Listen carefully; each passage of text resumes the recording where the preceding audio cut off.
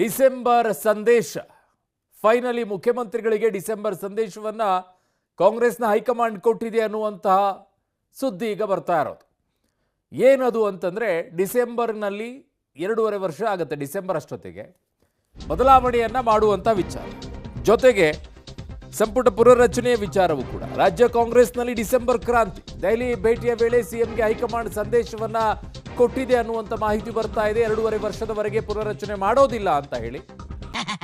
ಹಂಗೆಲ್ಲ ಕೊಡಕ್ಕಾಗತ್ತಾ? ನಿಮ್ ಮರ್ವದೇನು, ನಿಮ್ ಲೆವೆಲ್ ಏನು?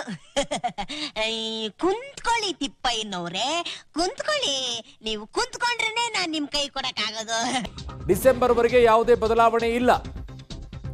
ಅಷ್ಟೇ ಅಲ್ಲ, ಕೆಪಿಸಿ ಅಧ್ಯಕ್ಷರ ಬದಲಾವಣೆಯೂ ಕೂಡ ಇಲ್ಲ. ಡಿಸೆಂಬರ್ ನಂತರವೇ ಮುಂದಿನ ನಿರ್ಧಾರ ಅಂತ ಹೈಕಮಾಂಡ್ ಹೇಳಿದೆ. ಈ ಹಿಂದೆ ನೀವು ಹೇಳಿದಂತೆ ನಡೆದುಕೊಳ್ಳಿ, ಇದು ಬಹಳ ಇಂಪಾರ್ಟೆಂಟ್. ಸಿಎಂಗೆ ರಾಹುಲ್ ಗಾಂಧಿ ಮತ್ತು ಖರ್ಗೆ ಅವರು ಸೂಚಿಸಿದ್ದಾರೆ ಅನ್ನುವಂಥದ್ದು. ಸೊ ಏನು ಹೇಳಿದ್ರೆ ಆ ರೀತಿಯಾಗಿ ನಡ್ಕೊಳ್ಳಿ ಅಂತ ಹೇಳಿ. ಏನು ಹೇಳಿದ್ರು? ನೀವು ಹೇಳಿದಂತೆ ಸಂಪುಟ ಪುನರ್ರಚನೆ ಇಲ್ಲ ಅನ್ನುವಂಥದ್ದನ್ನು ಹೇಳ್ತಾ ಇದ್ದಾರೆ. ಸೊ ಅನೇಕರು ಒತ್ತಡವನ್ನು ಹಾಕ್ತಾ ಇದ್ರು ಮುಖ್ಯಮಂತ್ರಿಗಳಿಗೆ, ನಮಗೊಂದಿಷ್ಟು ಸ್ಥಾನವನ್ನು ಕೊಡಿ, ಇರುವಂಥದ್ದನ್ನು ಬದಲಾವಣೆ ಮಾಡ್ಕೊಳ್ಳಿ ಅಂತ ಹೇಳಿ. ಒಂದೆರಡು ಏನೋ ಖಾಲಿ ಇರಬೇಕು, ಅವುಗಳನ್ನು ಕೂಡ ತುಂಬಿಕೊಳ್ಳಿ ಅಂತ ಹೇಳಿ.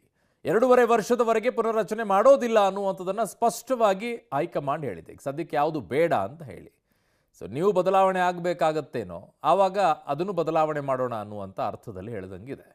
ಕೆಪಿಸಿ ಅಧ್ಯಕ್ಷ ಸ್ಥಾನವೂ ಕೂಡ ಬದಲಿಸೋದಿಲ್ಲ ಅಂತ ಹೇಳಿದ್ದಾರೆ ಡಿಸೆಂಬರ್ವರೆಗೂ ಕೂಡ. ಡಿಸೆಂಬರ್ ನಂತರ ಬದಲಾವಣೆ ಅಂತೂ ಆಗೋದು ನಿಶ್ಚಿತ ಅನ್ನೋದು ಈಗ ಹೈಕಮಾಂಡ್ನಿಂದ ಸಿಗ್ತಾ ಇರುವಂಥದ್ದು. ಡಿಸೆಂಬರ್ವರೆಗೆ ಯಾವುದೇ ಬದಲಾವಣೆಯನ್ನು ಈಗ ಮಾಡೋದಿಲ್ಲ ಅವರು. ಹಿಂದೆ ನಿಮಗೆ ಕೊಟ್ಟಂತಹ ಸೂಚನೆ ಗೊತ್ತಿದೆ ಅಲ್ವೇ ಅಂತ ಕೇಳಿದ್ದಾರೆ. ಅದರಂತೆಯೂ ನಡ್ಕೊಳ್ಳಿ, ನಿಮಗೇನು ಸೂಚನೆಯನ್ನು ಕೊಟ್ಟಿದ್ದೀವಿ ಅದರ ರೀತಿಯಲ್ಲಿ ನಡ್ಕೊಳ್ಳಿ ಅಂತ ಹೇಳಿದ್ದಾರೆ. ನಡೆದುಕೊಳ್ತಾರೋ ಯಾರಿಗೂ ಗೊತ್ತು.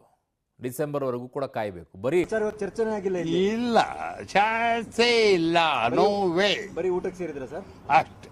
ಬಂದಾಗಲೇ ಅನೇಕರು ಮುಗಿಬಿದ್ದಿದ್ರು. ಈಗ ಈ ರೀತಿಯಾಗಿ ಬಂದಾಗ ಇನ್ಯಾವ ರೀತಿಯಾಗಿ ಮುಗಿಬೀಳ್ತಾರೋ. ಸದ್ಯಕ್ಕಂತೂ ಈ ಬೆಳವಣಿಗೆಗಳಂತೂ ಆಗಿದೆ ಅಂತಿದ್ದಾರೆ.